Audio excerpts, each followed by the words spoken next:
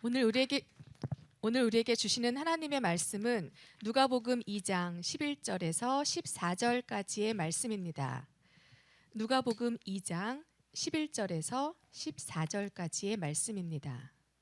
제가 가진 성경책 신약성경 89쪽에 있습니다. 봉독하겠습니다.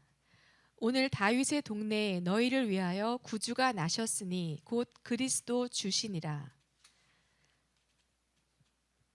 너희가 가서 강보에 쌓여 구유에 뉘어 있는 아기를 보리니 이것이 너희에게 표적이니라 하더니 후련히 수많은 천군이 그 천사들과 함께 하나님을 찬송하여 이르되 지극히 높은 곳에서는 하나님께 영광이요 땅에서는 하나님이 기뻐하신 사람들 중에 평화로다 하니라.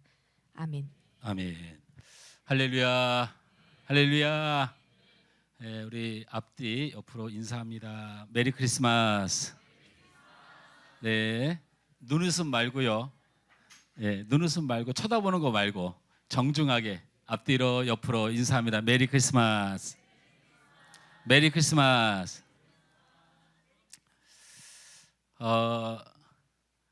우리 그 신동주님은 예수님 믿으세요? 예.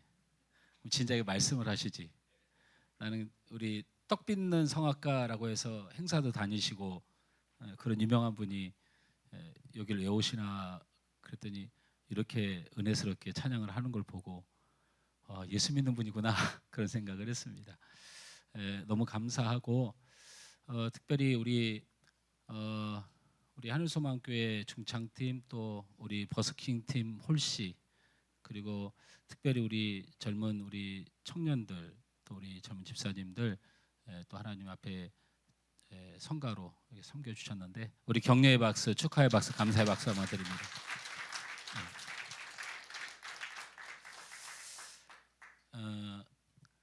오늘 말씀의 제목을 한번 같이 읽었으면 좋겠습니다. 시작. 다시 한번 합니다. 하나님께는 영광, 땅에서는 평화로다. 이 하나님께는 영광, 땅에서는 평화로다라고 하는 이 글씨가 성탄절에 안 써 있는 나라는 없다는 분석이 나왔어요. 그러니까 전 세계의 모든 나라는 성탄절날 이걸 다 쓴다는 거예요.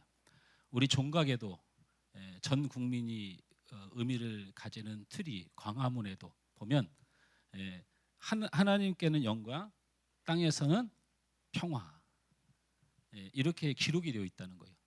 중국에도 러시아에도 하다못해 깜짝 놀랄 일은 저 북한에도 성탄절이 되면 트리를 해놓고 거기다 뭔가 사람들이 글씨를 쓰니까 그것이 무슨 뜻인지는 모르지만 성탄절에는 그 글을 써야 되는 줄 안다는 거예요. 전 세계가. 그것이 하나님께는 영광, 땅에서는 평화라는 말이에요. 이런 생각을 해봅니다. 이 이야기는 예수님이 태어났을 때 천군 천사가 내려와서 찬양했던 내용이에요. 하나님께는 영광이요 땅에서는 평화로다. 예수님이 나심이 하나님께는 영광이 되고 땅에서는 평화로다. 이렇게 천사들이 계속 찬양하니까 그것을 기록에 남겨서 아마 세상이 끝날까지 성탄절하면 이 메시지일 것 같아요. 문제는 이게 무슨 말인지를 모른다는 거죠. 아무도 몰라요. 그래서 예수를 안 믿는 사람들이 모르는 건 괜찮은데 그래서 성탄절을 보내는 사람이 거기에 글씨가 있으면 그게 무슨 뜻인지 알았으면 좋겠다라는 생각으로 말씀을 전하게 됐습니다. 먼저 하나님께 영광이라는 단어는 영광이라는 단어가 헬라어로 독사입니다. 뭐라고요?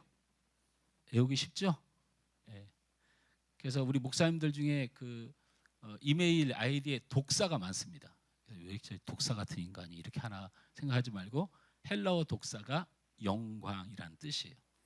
근데 이 영광이라는 이 독사의 원래 뜻이 뭐냐면 하나님의 명예, 하나님의 위엄 이런 뜻이에요. 그럼 이거를 예수님이 오신 것과 무슨 상관이 있느냐? 예수님은 구약의 예언대로 우리를 구원할 메시아로 오셨습니다. 전 세계에서 메시아라는 호칭을 가지신 분은 예수님밖에 없습니다. 그것은 예수님이 스스로 불렀던 말이 아니고 구약 성경에 나타난 이야기대로 예수님은 베들레헴에 말구유에 구약의 예언대로 메시아로 왔습니다. 할렐루야. 근데 예수님이 메시아처럼 살았습니까? 온 세상의 왕으로 살았습니까? 안 살았잖아요. 예수님은 왕으로 오셨고 온 인류의 메시아인데 세상에 와서는 그렇게 안 살았어요. 왜 그렇게 안 살았을까요? 독사 때문이에요. 독사 때문에. 하나님께 영광을 돌리는 존재로 이 땅에 오신 거예요. 그러니까 예수님이 이 땅에 오신 것은 하늘의 영광이란 말은 예수님이 메시아이지만 메시아로 대우하지 않고 예수님이 이 땅에 오신 이유는 하나님께 영광을 돌리려 하나님의 명예를 지키려 하나님의 위엄을 지키려 하나님의 뜻을 위하여 이렇게 해석하는 거예요. 그래서 우리가 성탄절날 하나님께 영광이란 단어는 예수님처럼 높으신 분이 이 땅에 오셔서 자기를 드러내지 않고 하나님의 위엄과 하나님의 명예와 하나님의 뜻을 이루시기 위하여 오셨다 이 뜻이에요. 할렐루야. 할렐루야. 사람들이 우리를 그리스도인이라고 부릅니다. 그럼 우리도 예수님처럼 살아야 돼요. 예수님처럼 하늘의 영광이 돼야 돼요. 예수님은 메시아였지만 왕이셨지만 거룩하신 분이었지만 그가 으뜸되는 것을 여기지 않냐고 보내신 하나님의 이름을 위하여 살았다는 거예요. 그리스도인이라는 뜻은 바로 그리스도를 닮아 똑같이 살아간다는 뜻이에요. 우리 교회는 이번에 수능을 치른 고3이 2명 있습니다. 시험들 잘 봤니?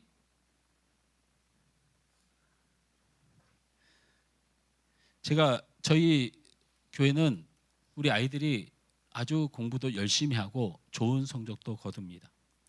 그래서 우리 성민이 좋은 대학 갔지? 이번에? 말하면 교만하니까 하지 말자. 좋은 대학 갔어요. 그리고 또 우리 희란이도 원래 그렇게 성적이 잘 나왔어요? 이번만 특별히 잘 나온 거예요? 예? 이번에 오히려 못 나왔어? 예. 성적을 잘 받아서 이제 정시로 좋은 대학을 갈 것입니다. 그리고 우리 이 두 친구들 1년 선배들도 전부 다 제가 학교 이름을 대면 교만해 보이니까 대전에 있는 학교를 다닙니다. 청주에 있는 학교를 다니고. 예. 그런데 이 아이들에게 제가 전화를 했습니다. 합격 소식을 듣고 전화를 했다고요.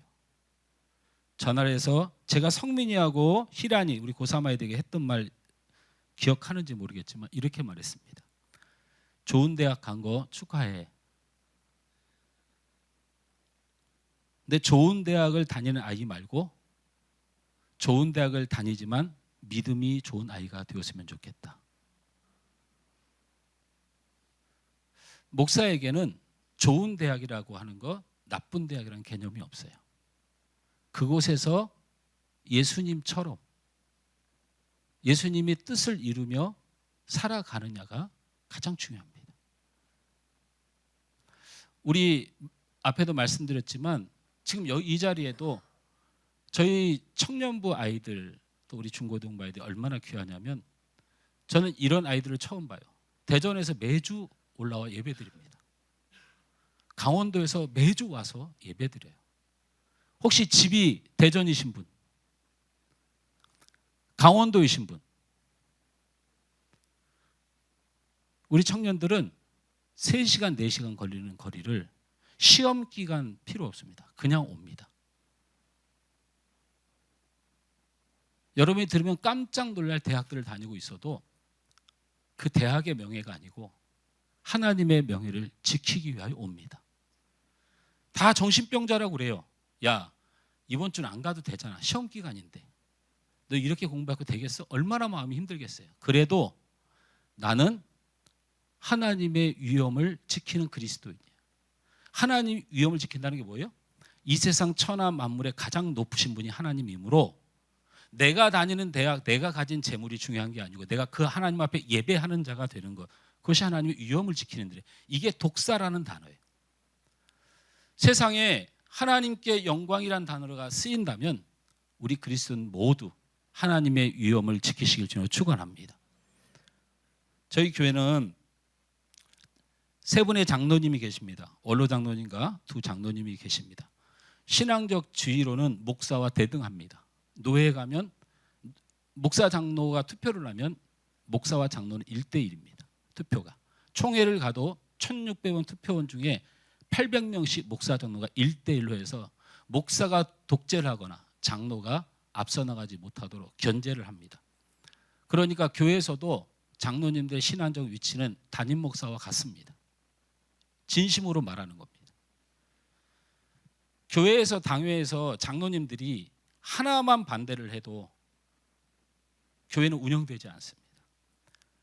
원로 장로님과 두 분 시무 장로님이 있는데 여러분 얼마나 겸손한 장로님인지를 모릅니다.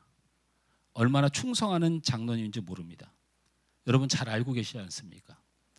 단 한 번을 노가 없는 장로님. 이 오랜 세월 동안에 한 번도 목사님의 말을 거역한 적이 없고 늘 성도들을 위하여 헌신하고 낮은 자를 섬기는 장로님들입니다. 저는 장로님들을 보면서 저는 이런 걸 봅니다. 하나님의 위엄을 보는 거예요. 목사를 대우를 한다 안 한다가 중요한 게 아니고 내가 못 배웠고 내가 가난하고 내가 능력이 없고 개척교회 목사지만 저분들은 나를 보는 게 아니고 하나님이 높으심을 알기에 하나님 바라보고 나를 보는 거예요. 이게 하나님의 위엄을 보는 독사, 영광스러운 성도들이에요. 저분들 통하여 하나님의 뜻을 봅니다. 장로님을 보는 게 아니에요. 저분들이 하나님의 뜻을 봐요. 저는 확신하고있는데 대한민국에 저희 노회에도 굉장히 많은 교회들이 있고 대형 교회들이 많지만 제가 별 장로님들 다 만나봤어요. 그런데 저희 교회 장로님만큼 하나님의 영광이 보이고 하나님의 위엄이 보이고 하나님의 뜻이 보이는 장로님들을 본 적이 없습니다. 원로자님 저 말 잘했죠? 예, 잘 좀 봐주십시오. 예. 우리 권사님들, 집사님들은 말에 뭐합니까? 교회가 작아서 총회의 규정을 따르다 보니까 저분들 장로 권사로 지금 못 세우고 있어요. 세례교원이 25명당 장로 1명을 세울 수 있고 50명이 되면 2명을 세울 수 있고 75명이 되면 3명을 세울 수가 있고 여기에 비례해서 권사들을 세울 수가 있어요. 저는 우리 교회 집사님, 우리 권사님들은 저희 교회만 아니면 진작에 장로님, 권사님들이 다 될 뿐이라고 믿습니다. 제가 부흥을 원하는 본질은 예수님을 모르고 살아가는 많은 사람들에게 예수님을 꼭 전하고 싶어서 부흥을 원하지만 또 하나는 우리 사랑하는 집사님들 또 우리 권사님들이 그만한 교회에서 대우를 받아야 된다는 생각 때문에 총회에서 규정한 숫자를 넘기고 싶습니다. 저는 우리 집사님들을 통하여 하나님을 봅니다.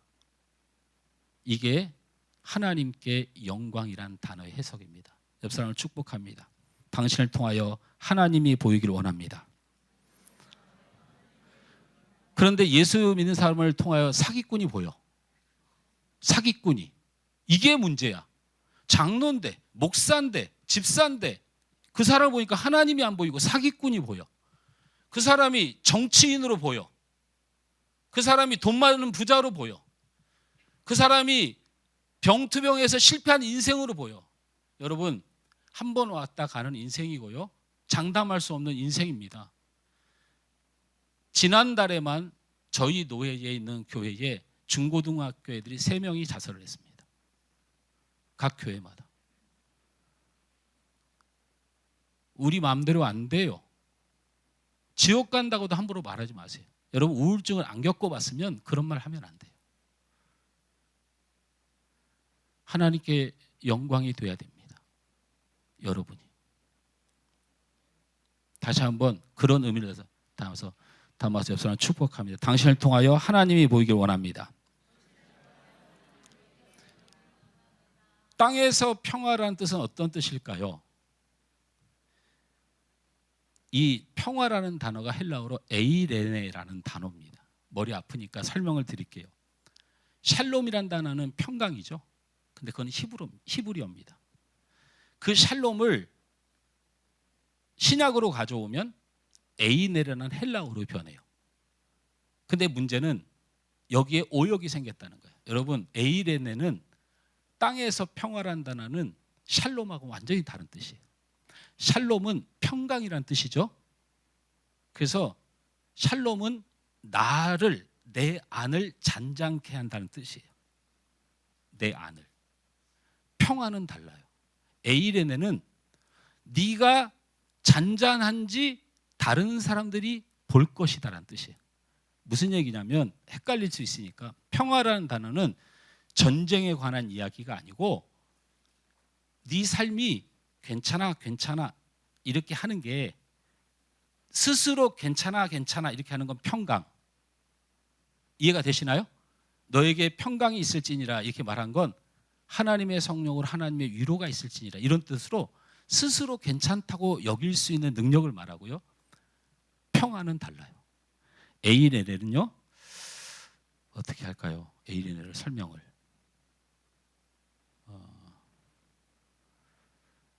용서하시고 대답 한번 해주세요. 제가 좀 생겼습니까? 안 생겼습니까? 그러니까 예의상 하자고 제가 말씀드렸잖아요, 방금. 뭐 성탄절까지 서로 그렇게 솔직하려고 그러세요. 제가 좀 생겼습니까? 안 생겼습니까? 네, 그래, 생겼다 이렇게 하지 말고. 이게 에이레네예요. 나 혼자 자뻑으로 나는 잘생겼어 라는 건 평강. 다른 사람이 볼 때 우와, 너 왜 이렇게 잘생겼어? 증인이 생겨나고 증거가 생겨나는 것이 평화. 이게 무슨 말이냐면, 땅에서는 평화가 된다라고 하는 건 네가 복을 받았다는 증거를 나타나게 해준다.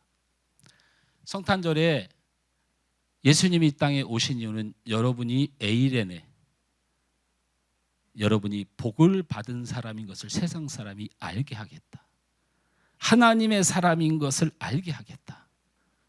이 뜻입니다. 얼마나 큰 뜻을 가지고 있어요? 신앙으로 혼자 느끼라는 게 아니야. 안 믿는 사람도 보고 세상 사람도 보고 모든 사람이 저 사람은 예수님과 하나님께 복을 받은 사람이라고 느끼다. 이게 평화예요. 우리에게 죄란 영원히 멀어질 수밖에 없는 실상이죠. 우리는 죄로 인해 거룩한 하나님의 앞에 설 수 없는 죄의 심판을 피할 수 없는 존재로 살아가는 불쌍한 자들이었습니다. 그러나 예수님께서 이 땅에 오셔서 우리의 죄를 대속하기 위하여 십자가에 달리시고 우리의 죄를 속하시기 위하여 십자가에 죽으셨습니다. 예수님은 자신의 목숨을 내어주고 죄악의 심판을 멀게 하셨습니다. 이것이 예수 그리스도의 십자가의 대속인데, 에이레네가 들어가면 내가 너희의 죄를 속했는지 안 속했는지를 다른 사람에게 반드시 확인시켜 주겠다. 천국과 지옥으로, 나는 왜 지옥에 가는가에 대하여 한 사람 한 사람 모르는 게 아니고 온 인류가 알게 하겠다. 이게 에이레네예요. 판사가 무죄를 선고하면 판사와 그 사건의 관계자만 무죄로 적용됩니까? 아닙니다. 판사의 무죄 선고는 사회가 받아들여야 돼요. 모든 사람들이 받아들여야 되는 선언이지, 판사가 무죄를 때렸다고 그 사건 관계자 것들이 죄가 없다 이렇게 선언되는 게 아니에요. 그 사람이 밖에 나가서 만나는 사회, 모든 사람은 그 사람을 무죄를 인정하는 원칙이 법정 원칙이죠. 재판장이신 우리 하나님이 여러분을 예수님의 보혈의 대가로 무죄하다고 판결한 줄 믿습니다. 이 무죄는 하나님과 나와의 관계가 아니고 온 인류가 인정을 하는 선고예요. 이것이 바로 에이레네의 평화입니다.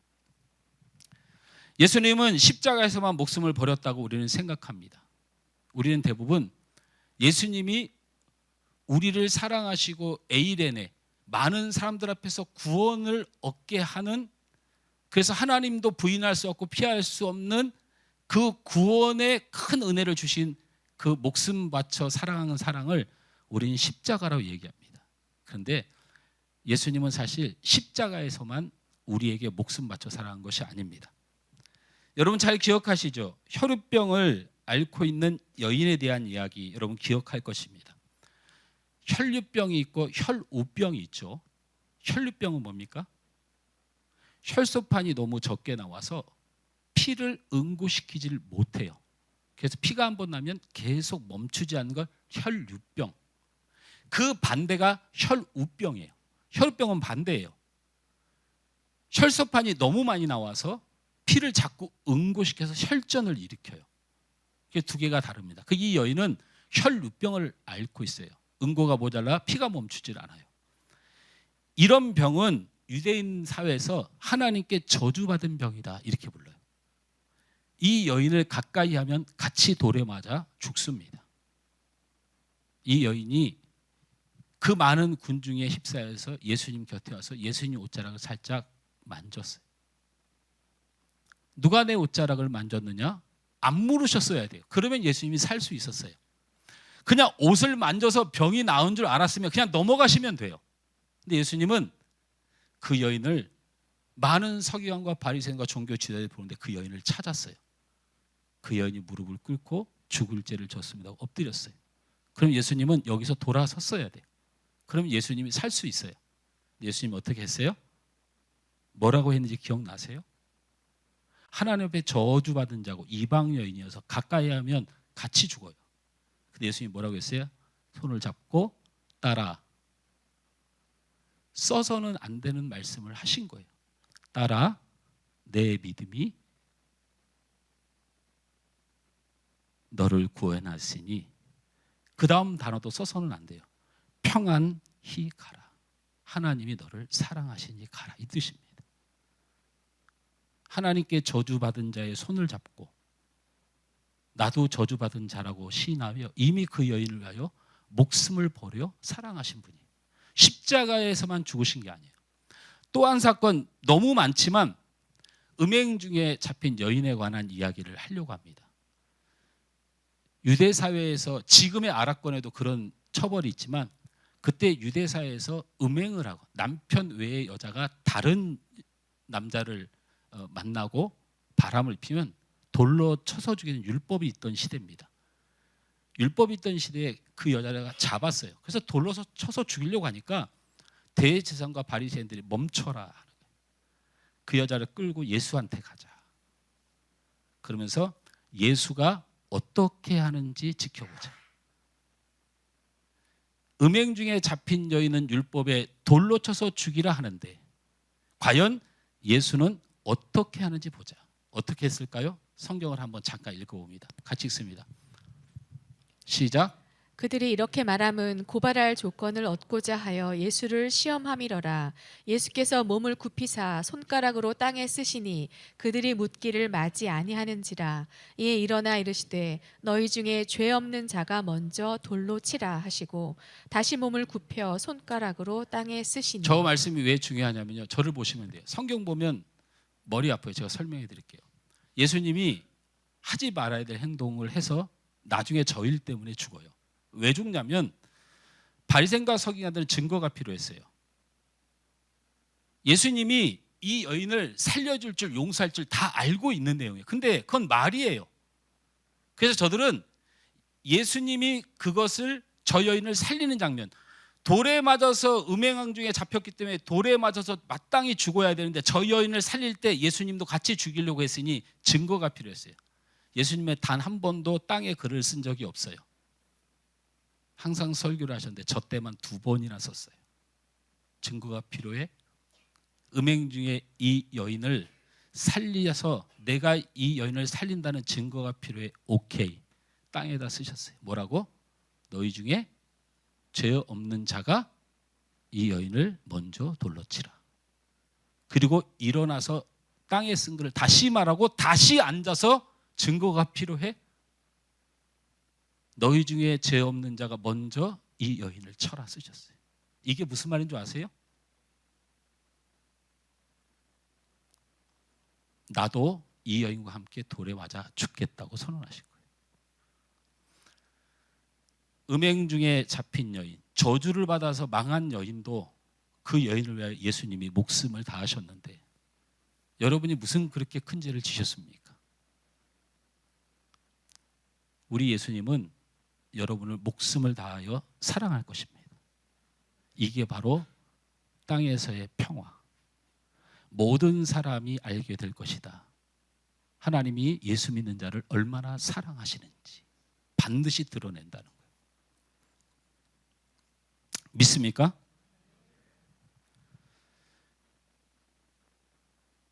하나님이 예수님을 이렇게 보내고 하나님의 약속이에요. 하늘의 영광, 땅에서는 평화. 그러니까 하나님이 하나님의 백성들을 반드시 축복해서 많은 사람들이 예수를 믿으면 천국 가고 예수를 믿으면 구원받고 예수님 믿으면 복을 받겠다는 것을 알게 하겠다는 거예요. 여러분, 저는 좀 복을 받은 것 같습니까? 안 받은 것 같습니까?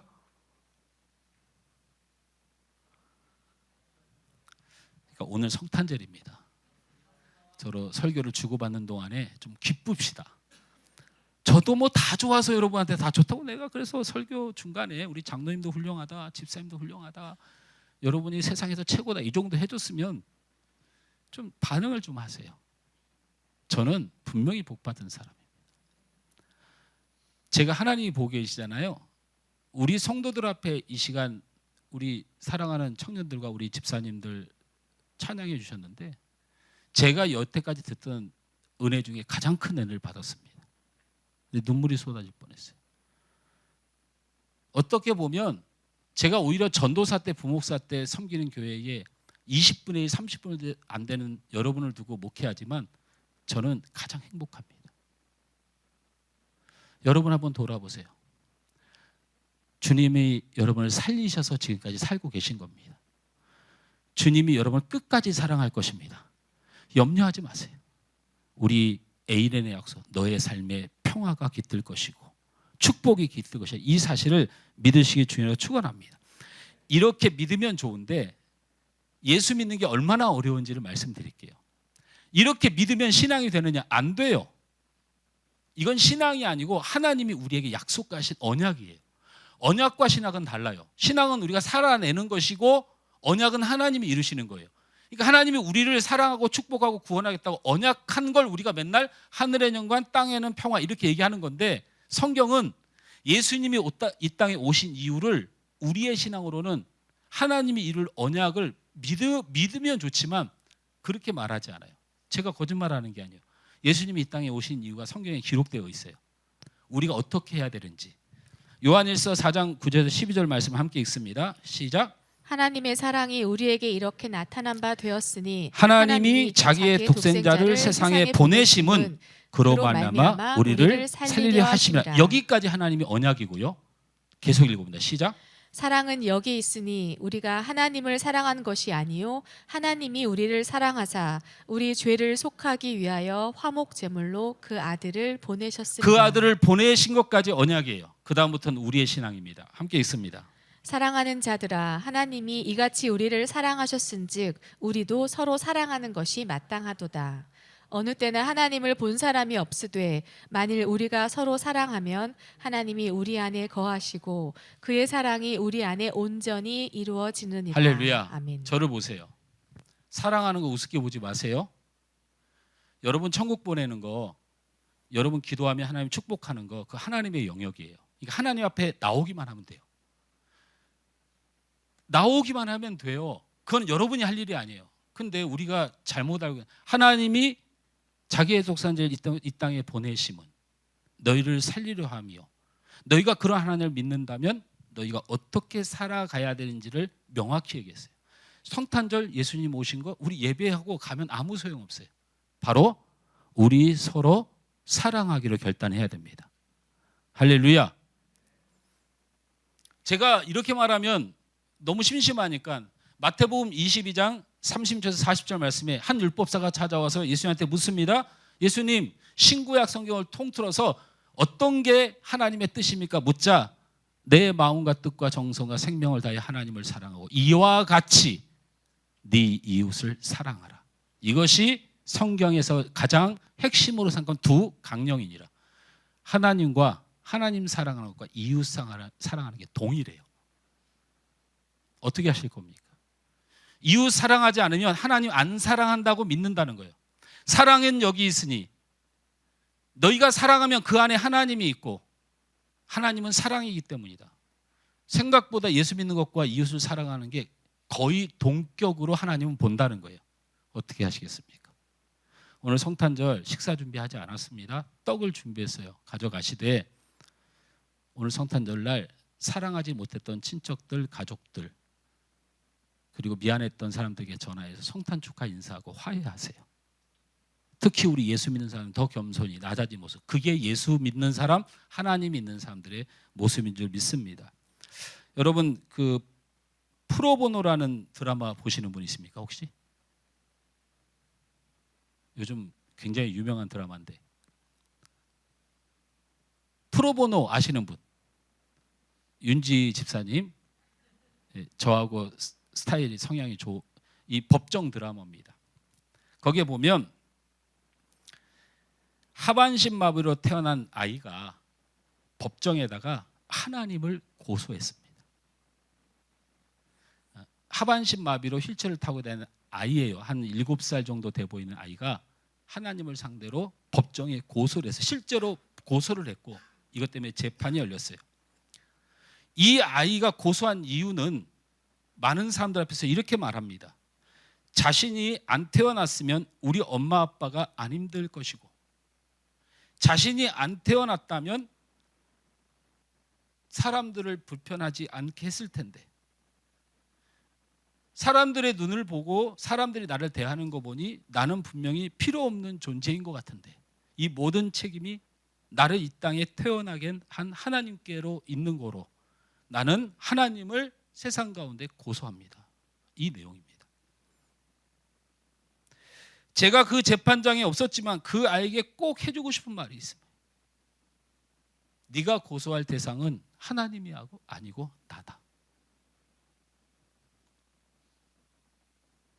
그렇게 사랑하라 했더니 그렇게 예수 믿는 사람이 제발 좀 사랑 좀 하고 살아라 그랬더니 그렇게 안 해가지고 그 7살 난 아이가 자기 때문에 부모님이 불행하고 자기 때문에 이웃들이 불행하고 자기를 짐승처럼 쳐다보는 이 세상을 살게 해서 하나님의 명예를 지키기는커녕 이렇게 살아서 예수 믿는다고 어디 가서 얘기하면 누가 알아줍니까? 박원주 목사님이 올라오셨어요. 장애인 30명을 데리고 신음을 합니다. 얼마나 돈을 퍼부어야 되는지 몰라요. 제가 우리 돈 모은 거 100만 원 얼마 되지도 않아요. 우리도 형편이 어려운데 이리저리 보태서 목사님 다 드렸어요. 목사님 죄송해요. 저희도 교회 부흥하면 꼭 더 잘할게요. 드렸더니 목사님 사모님이 눈물을 흘려서 너무 힘들었다고 그래요.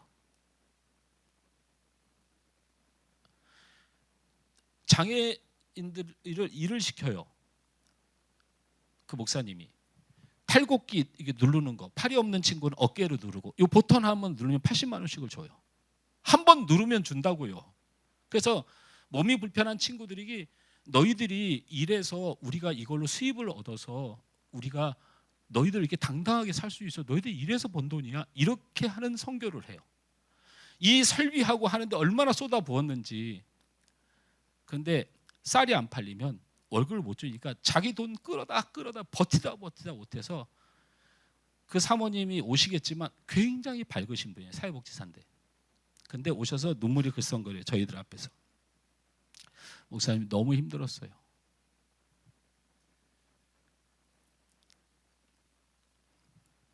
다운 증후를 가진 청년이 땀을 뻘뻘 흘리며 일을 하고 있어요. 이것을 본 복지사가 너무 화가 나는 거예요.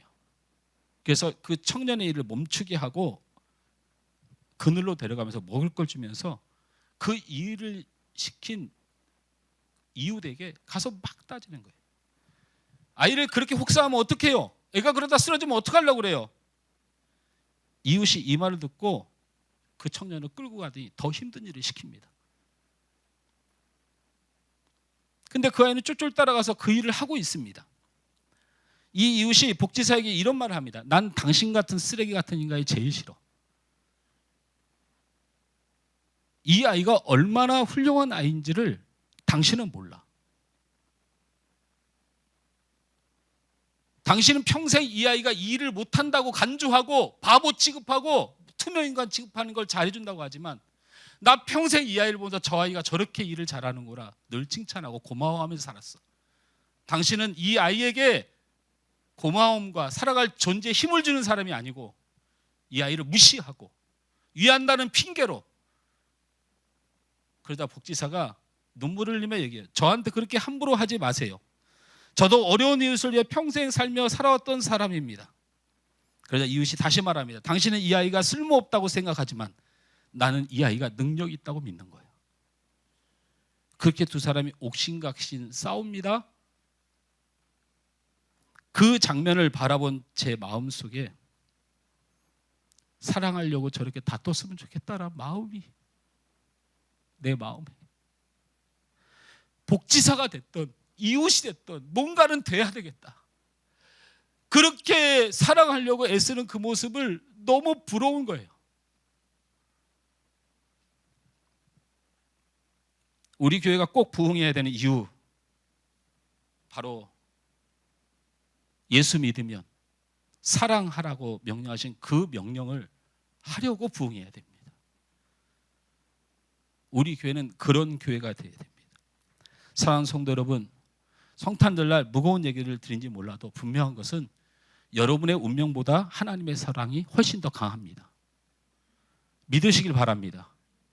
여러분이 지금 처해 있는 운명과 고통스러운 삶보다 우리 하나님이 훨씬 더 강합니다. 우리 하나님의 사랑을 믿으시길 바랍니다.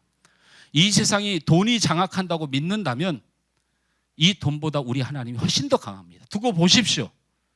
돈 잘 버는 사람이, 대단히 세상이 위대한 사람이 세상을 행복하게 사는가?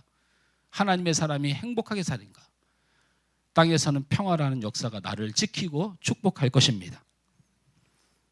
여러분, 이 사랑을 믿고 예수님 믿는 사람답게 이 성탄절을 다시 한번 우리가 세상에 사랑을 드러내고 우리가 생명 다하여 우리를 사랑하신 주님의 제자답게 더 헌신하는 그리스도인들 되시길 주님으로 축원합니다. 이 믿음을 결단하신다면 여러분의 가정과 사업장, 삶에 하나님의 큰 축복이 임할 줄 믿습니다. 기도하겠습니다.